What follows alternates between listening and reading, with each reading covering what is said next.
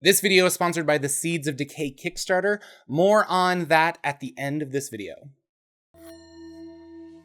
There once was an isle dead west of the sunset, a place where the sun's rays danced carefree and bright. Its shores all sparkle in white shining beaches, and jungles aplenty with game day and night. They say the people who dwelt there were happy. They say they lived their lives simple and fair. Yet one day a bitter cold wind rose from the ocean and took the poor folk by surprise unaware. Faerûn had risen in thunderous fury. A ravenous shadow fell over the shore. And when Father Dagon's black gullet gaped open, the waves ran with blood, and the isle was no more.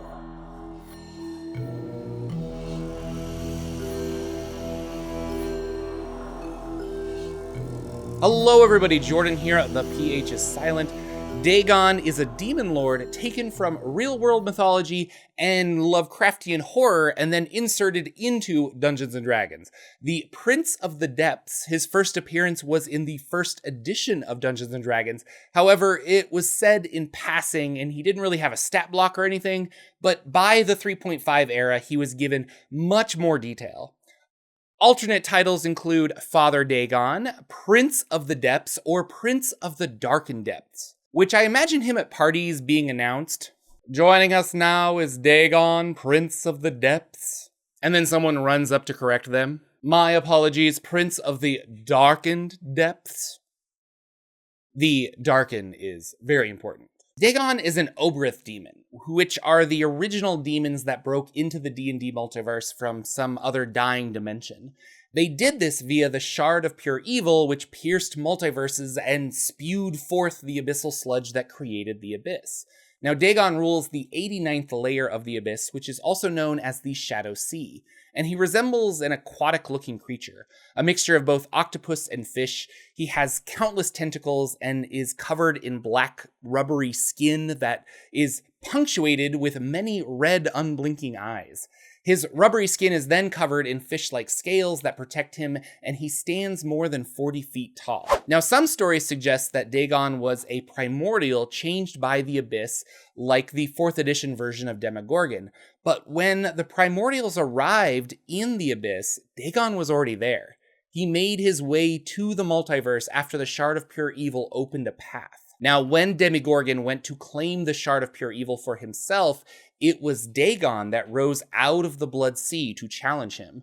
The two fought, and the Shard ultimately was claimed by Obyrith, although that demon lord didn't hold on to it for very long, as the Shard of Pure Evil has its own intentions, and ultimately it stayed in the Abyss and is forever digging deeper, creating more layers.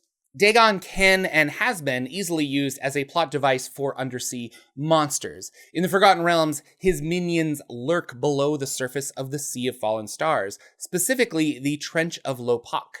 The locals refer to Dagon and his creatures as those who sleep below. These demons come into your dreams and assault you. An obvious reference to Lovecraftian horror, which is reflected in any of the artwork you'll find of Dagon.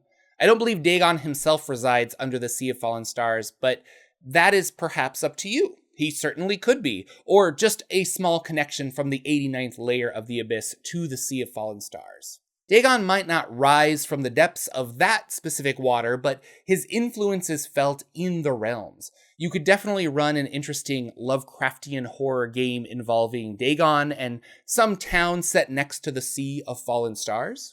Dagon is ambitious, and for a long time pursued divinity. His plan was to overtake an entire pantheon of sea creatures and gain that collective divinity. Within the Sea of Fallen Stars, there is an undersea race known as the Shalaran, who were part of 2nd and 3rd edition D&D. It was the Shalaran deities that Dagon replaced. Now, the Shalarans normally reside in the oceans west of Maztica, far from the Sword Coast and the Sea of Fallen Stars. But Dagon forced them into the Sea of Fallen Stars through a series of portals. The first of the 5 portals swept large groups of Shalarians from their West Ocean home into the Sea of Fallen Stars. The portals opened again, and the process repeated itself every 720 years, until the last one occurred in 1371 DR, and that portal stayed open. The Sharlarians of Faerûn kept the portal a secret and reconnected with their kin on the Maztica side, but both soon realized that their gods had become silent, and many of them had already joined the cult of Dagon. Shadowsea, the 89th layer of the Abyss, is an eternal ocean. There is no surface, much like the plane of water, except that it's dark, high pressures, awful. If you swim up enough, you will eventually hit the 88th layer of the Abyss, keeping with the 89th being an eternal ocean. But I'm not really sure how this works. I mean, the infinite layers merge occasionally or not. I don't know if it's a portal, but I like to think that there is a surface and a bottom of this layer. The bottom of the 88th layer of the Abyss is the surface of an endless dark ocean. Now imagine being players on a small boat with nothing but a dark and eternally deep ocean beneath you. Or maybe the doorway to the 89th layer of the Abyss is a small lake or even a pond, black and smooth, and if you look into the water, it goes down forever. Dagon's realm of Shadowsea has never suffered a major incursion from another realm or an abyssal lord, probably because of its harsh environment or simply Dagon himself. Dagon's goals are mysterious, as the Obyriths have never been as world-dominating as some of the other demon lords, probably because their view of time is so different. Being endlessly old, they can play the long game, centuries can pass, and it is of no consequence to Dagon. He simply drifts in the currents of the Shadowsea. Demogorgon's realm is the 88th layer of the Abyss, and because the two layers are so close, they're right next to each other, the demon lords will often visit the other's court. Dagon will go to Demogorgon's lair and harvest new petitioners, and in return, Dagon serves as a sort of oracle for Demogorgon, imparting information about the history of the Abyss and demonkind. So, in a sense, the two are allies. Now, the only demon lord that directly opposes Dagon is a minor one, Lasser, Lord of the Shadow Shoal. Lasser trains assassins and is building an army to take on Dagon at some point. Dagon is aware of this, but has taken no action against him yet. Any follower of Dagon is soon corrupted with insanity, or the initial influence of Dagon is enough to drive humanoids into worship of said demonic creature. Initially, followers look for power or safety, but they will lose their mind and physically start to look like the crew of the Flying Dutchman. Many types of undersea monsters follow Dagon. Kuatoa sometimes do, along with the Sahagwin. Now, within the 89th layer of the Abyss, Dagon dwells in a nameless city at its center. He slumbers in a large pit surrounded by statues of strange creatures. The water torrents in that area are very powerful, and they will react violently to intruders. If you are unlucky enough to get caught in these waters, you'll discover the water is animated. Fiendish water elementals will wrap around you, and like an oyster with a grain of sand, you'll start to be coated in a weird, preserving carapace and take the form not unlike that of a pearl. Thousands of these pearls float about the pit like ornaments, each an imprisoned creature.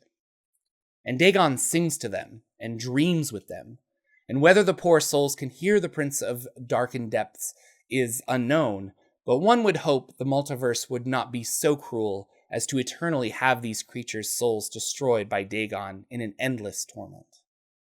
A dark spring pushes vile water into the always green forest, causing rot and decay. Strange creatures emerge from the shadows in our sponsor's new book, Seeds of Decay, an adventure, a campaign setting, and a supplement for 5e D&D. 60 new monsters, new spells, magic items, and subclasses, and also a new system for building contraptions and tools.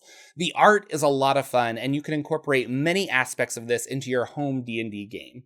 So check out seedsofdecay.com or use the link in the description. Thanks again, Seeds of Decay.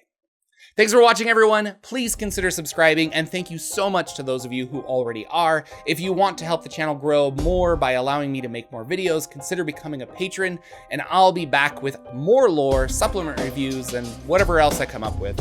See you all in the next video.